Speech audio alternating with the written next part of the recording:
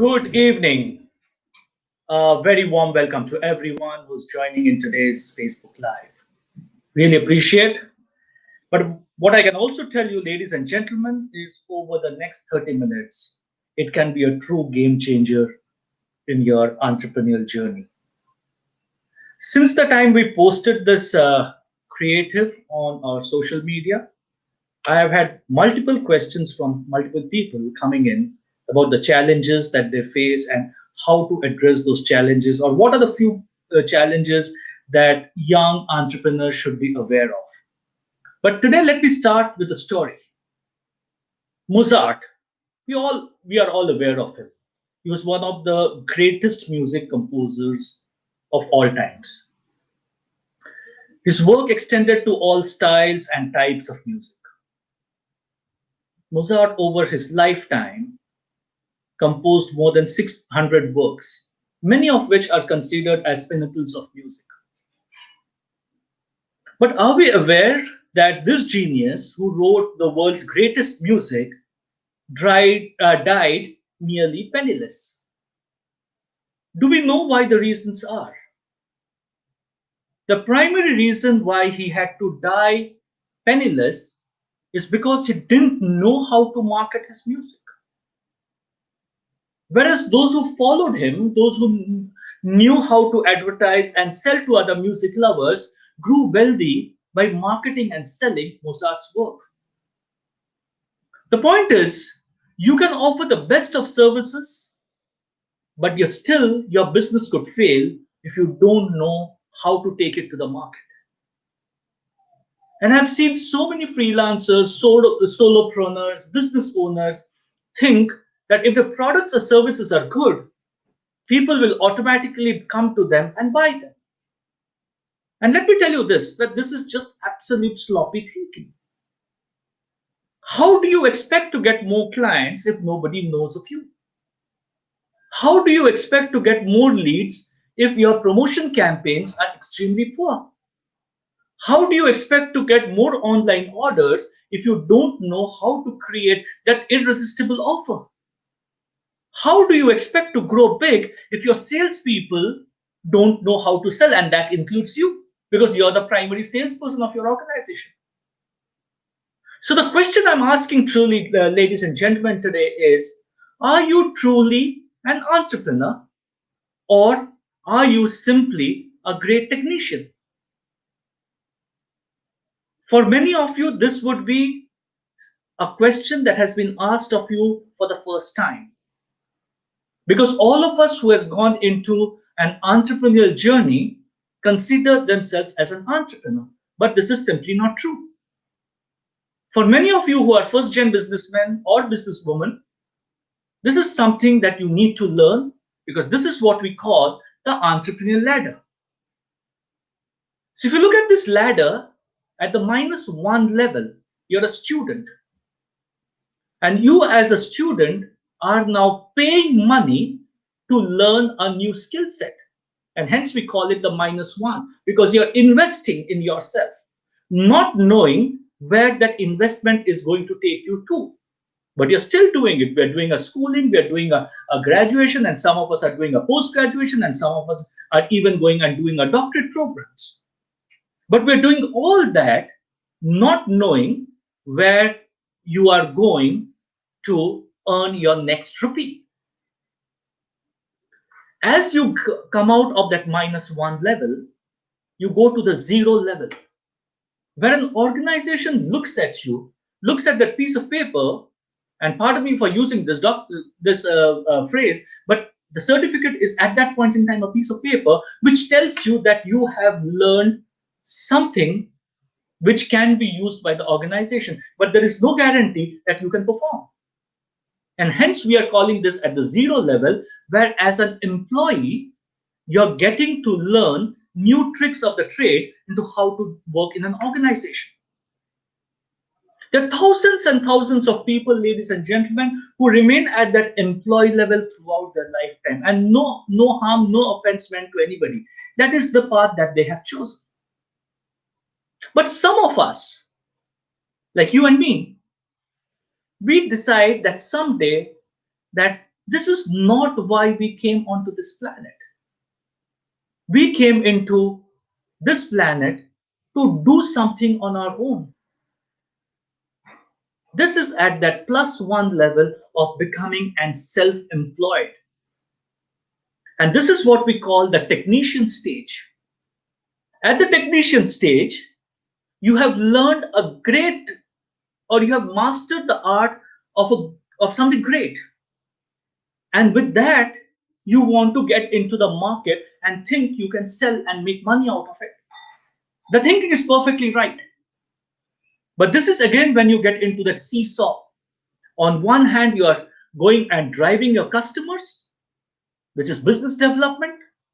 And on the other side, you're going on delivery. So every day is a seesaw going up and down because you are the only person who's doing it. And many of us who are watching this program, this would resonate with you because you are the solopreneur.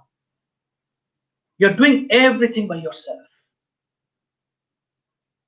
And as things start looking up, and as things start improving in your business, you feel that it's time to go and hire some people. But which education institution in the world teaches us how to hire people? Nobody has taught us. And because money is also a constraint, we tend to hire the wrong set of people. And as we hire the wrong set of people, and because these people are not delivering what they're supposed to deliver, we are running our lives like we're putting out fires which has been put on by our people. And this is the stage that I call running around the mulberry tree. You're going from one aspect to another, third to fourth to fifth. You're just putting out fire till one day you get extremely frustrated. And you say that, why have I hired people? If people are not going to help me, why do I need them? So you sack your team. And the moment you sack your team, you go back into one level down, which is at the self-employed level. And you're happy doing that little bit of job that you have. Very few of us actually graduate to the next level, which is the plus three level, where you're an owner, where you have a team which is driving the business, and you are at this point in time the strategist. You're giving direction. You're looking at expansion plans. You're looking at getting into new markets. But very few of us reach there. So forget about level 4 and level 5, which is becoming which is becoming the investor and the true entrepreneur. We are stuck between level 1 and level 2 throughout our life. And then finally the day comes when it is time to kick the bucket.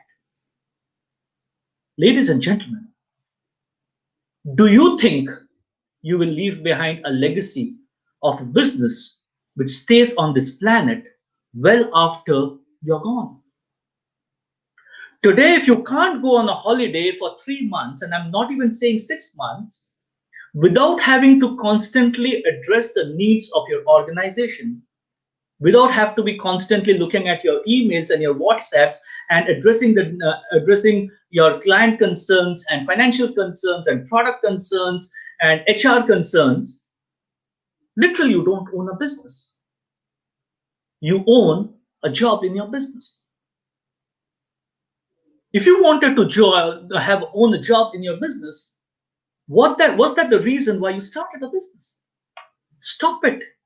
Go work for somebody else. At least you don't have to have the stress of that entrepreneur, which we call the entrepreneur conundrum, where you're seeing success from a distance. You're juggling multiple balls. You're working the hardest in your organization.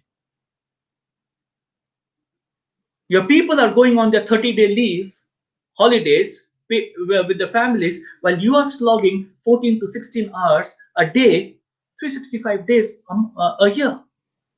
And because of this, you are ending up with health concerns. And the funniest part, if I can call, is that you are not making anywhere close to the money that you ever wanted to make. Is this why you went into business? Unfortunately, many of us go into business thinking we're an entrepreneur, but the reality is we are simply a great technician without the skill sets to run a business. Owning and running a business is a frightening thought for many people, especially when you consider how many problems you may face along the way. All of us think an idea is the great thing. A good idea is a sure shot success story, but it is often the easy bit. Starting and managing it along the way is the hardest and the scariest part. The first 2 years of your business are crucial, and most small companies do not make it. Those who are brave enough to do it have to manage every aspect, from employees, from marketing, from admin, from accounts, and most importantly, sales. That they don't miss out on any leads, they're converting the maximum number of leads, and they're generating their revenue without any great outstanding in the marketplace. Unlike a friend of mine who once told me, and I've shared this with you for people who have watched me, that all our profits are locked up in accounts receivables or in inventory. We have a great profit and loss statement with a beautiful profit to cash. Now, based on the messaging that I have got on my DM, on my direct messaging, and on WhatsApp, on emails, after we floated this, I'm going to address some of the common challenges that small business owners face. The first of this challenge is cash flow. Money problems are often the ones that entrepreneurs are most afraid of. And that's for a good reason, because inherently we dislike numbers. Inherently we dislike budgets. Whenever we were working for somebody else and people asked you, what's your budget and what's your budget versus actuals, we're not comfortable with it. And as a business owner, there's so much of incoming and outgoing transaction that happens that in order to ensure that we sustain the startup, we have to be completely and dedicatedly focused on the numbers. So where do we focus? Sales or cash? I'm asking you, ladies and gentlemen, do you have a fix on your budgets? Do you know where your cash flows will be 12 months from now? Do you know what is your rolling 12-month sale forecast? What is your business plan? You can get out of your cash flow issues or cash issues only if you don't ignore any of these: the budgets, the cash flows, the sales forecast, the business plans, the accounts receivables, the cash gaps. There's so many and different types of numbers that crop up every single day in your business. Don't ignore it. It's time you get it done. Because cash, money, is one of the reasons why businesses crash like a pack of cards. And you don't want anything of that sort to happen to your business. The second is, as an entrepreneur or as a self-employed solopreneur, we are trying to do too many things. And the primary reasons why businesses fail is burnout. How many times can you do the same thing again and again, week after week, month after month, year after year? But if you're a small business owner or if you have a startup, you probably are doing everything by yourself currently. You know your product, you know your service, and you know you can do it quicker and better than anyone else. But this is probably going to cost you big time in the future. Not only with your money, but with your health and family relationships. So as soon as you have taken care of your cash, please build teams. Because you don't want to get into a burnout, because you are the key man, you're the person. You know why that business exists. And often this burnout and stress can make you quit everything completely, and you really don't want to do that. But no one has hired or taught you how to hire a team. So it's time you learn team management. You learn how key result areas are set up. You learn how to set up key performance indicators. You learn how to set up positional contracts. Your team, ladies and gentlemen, should know why they're coming to work, and you should know why they're coming to work and how you can measure their productivity and output. These are all simple measurables. The moment you start measuring them, your team performs better. The third and the most important and interesting at this point in time is sales and marketing. The key to finding customers today, ladies and gentlemen, is to find your target group. I was asking somebody the other day that who is your ideal customer? He says, sir, I can sell to everybody. It's true, you can sell to everybody. But can you sell to everybody? Do you have those resources? Do you have the teams? Do you have the manufacturing? Do you have the distribution to reach everybody on this planet? And if you can reach everyone on this planet, how do you know they'll buy from you? What are the pain points that you are addressing? How are you going to resolve them? Let's move away from selling the features and the benefits of your product to the values. Why should the customer buy from you? Stand in front of that mirror and ask yourself, will this person who is on the other side of the mirror buy from you? And if yes, why?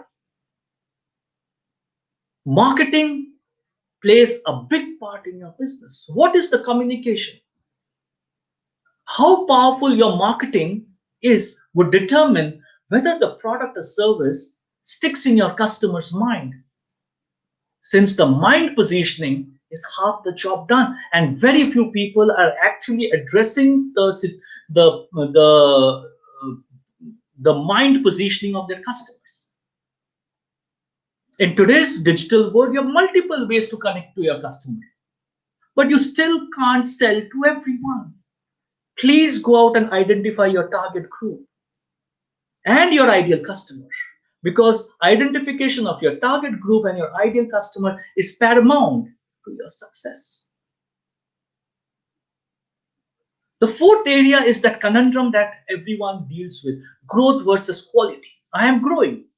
I'm growing at a rapid pace. But then what happens? There will come a time in your business when your business is growing and is growing at a pace that is not allowing you to focus on every customer yourself. And because you have not built a team and because you have not built a system, the quality of either the product or the relationship or the delivery to your customer reduces. Go and check what is the customer's journey to buying your product.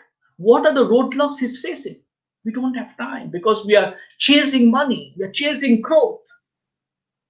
And that is the moment when you need to make some key decisions, either to build your team, which you should ideally have done before, or to even outsource some of your activities. Never compromise growth for quality or quality for growth.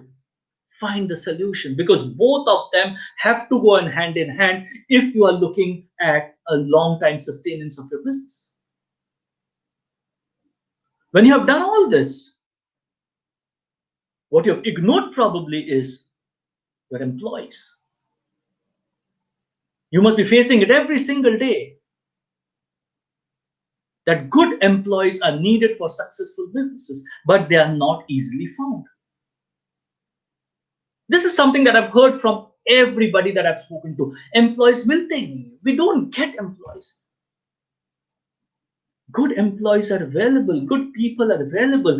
Question is, are you ready to hire them? Are you ready to retain them? Are you ready to motivate them? Are you ready to spend time with them? A lot of people have asked me that what motivates a good employee, and when I ask them back that what you think is a great motivation for a good employee, many of them have come back either with money or some other form of incentive, in international trip, good holidays, a car, etc. But many entrepreneurs don't understand that there is much more to it. Ladies and gentlemen, motivating employees starts with you. It is you, the boss, the owner, who decides whether his employees will stay with him or not. Leadership is critical. Are you ready to become a good leader? No one has taught us how to become a good leader. Again, that's a fact of life.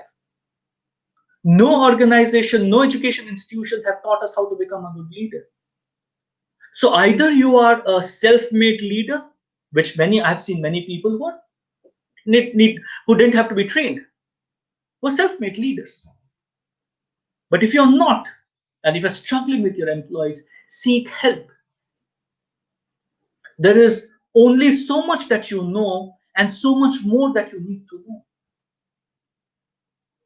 Let's not get defensive with acquisition of knowledge. Let's not get defensive with acquisition of help. Because end of the day, it's your business. And it is your business which needs to sustain. Nobody else is bothered, ladies and gentlemen. Today I was talking to a dear friend of mine who's been struggling. And he says, you know the common challenge with entrepreneurs? They don't have anybody to talk to.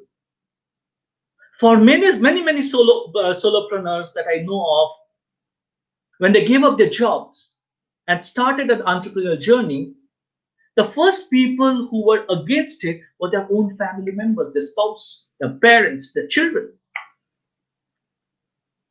Now, if they were against that very idea of being an entrepreneur, the first phase, do you think an entrepreneur can go back to them and share his challenges and problems?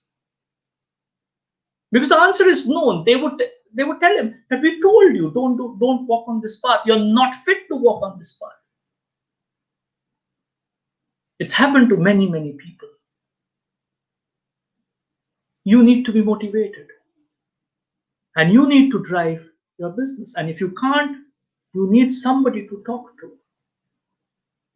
One day, around 2 years back, I was having lunch with a friend of mine who has a manufacturing unit in Mumbai. And as usual, the conversation was going in multiple directions: politics, cricket, movies, books, business, our friends from schools and colleges. We were having a great conversation. And then the direction of the conversation changed to his business. And my friend told that his company was going through a very tough period. The target was to double the sales that year. While the market was growing at 20-25%, they were actually doing half the previous year. They were losing market share. They were losing credibility in the marketplace. The motivation levels with the employees were coming down. And then he started giving some excuses, like customers want their products and services, but at a cheaper price. There was too much competition. There was too much newer technology. Market entry was easy, and so on and so forth. I heard that for a while and told him, but these are valid reasons which are applying to every company, be it them or their competitor. So, what is the unique thing that is happening only to their company? And I noticed he was getting extremely frustrated. He was not sure what would happen to the organization if the sales kept declining. And having spent a lot of my initial years in sales and business development, I was curious to know about their marketing and sales team. And I asked him, "Can you give me some details about your sales and marketing team?" And what he told me was not very different from what I expected. I've seen that multiple times. One of the senior marketers came from the same industry but had no experience in how to create a direct selling package for the customer, a direct selling program for the customer. The other senior marketer who was with the company currently joined as a sales manager, and later he moved to marketing, or he was asked to move to marketing because a vacancy came up. And we live with this assumption that any good salesperson can become a great marketer. But that's not true. And without any offense to this gentleman, he did not know ABC of marketing. And because he did not know anything of marketing, he committed many blunders, which spoiled the reputation of his company. The third marketer was a statistician whose daily job was to prepare the spreadsheets, get data from the marketplace, and make presentations. And without any surprise, the fourth guy was a social media guy. Now the question is, your four marketers, but what about the sales? The sales people on the field. So while they've spent a lot of money and invested in the marketing team, many of them with doubtful credentials, most of the salespeople were the freshers who were just out of college and had no experience of selling. After listening to this, do you know what I suggested to my friend? I told him it's better you close this company and take up an employment because you have no control on your sales and marketing team and you don't know who's doing what, and your company is a sinking ship. It obviously didn't like the suggestion. Nobody likes it. And he tried to justify that everyone is working hard and we're planning to launch newer products and get into new markets and so on and so forth. And my response was very simple, that if you are not growing, you are dying. Ladies and gentlemen, my friend's story is a story of many other guys who are good at their crafts, as technicians, but was frustrated because the companies were not growing, because they did not have a good sales marketing strategy slash team. And I don't want to see you like my friend. No one wants to fail, but very few people are planning to succeed. If you have a plan that's working, congratulations. Please follow the path sincerely and with dedication, and success will be yours. But if you are struggling with your sales not increasing, your cash flows needing improvement, you're unable to take advantage of the multiple opportunities that the market is providing, it's time to connect. It's time to get help. I am there for you, ladies and gentlemen.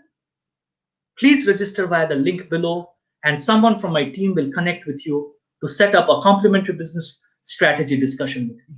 It's complimentary. 1 hour I will spend with you and will highlight what are the things that you can do for your business. And as we end today, please remember this, ladies and gentlemen, that there is no secret for success. There's only a system for success. You follow the proven system, which has ensured that thousands and millions of entrepreneurs have transcended the journey from a self-employed to an entrepreneur, and you will be successful. I wish all of you a very happy Navaratri and a fantastic Durga Puja. I hope I've answered the questions that have come to me. For people who will be watching this video at a later date, this Facebook Live at a later date, please punch in your questions either on the chat box or directly to me, and I will respond to every single query of yours. Till we meet again, same place, same time, take care of yourself and have a fantastic, fantastic week ahead. Thank you so much.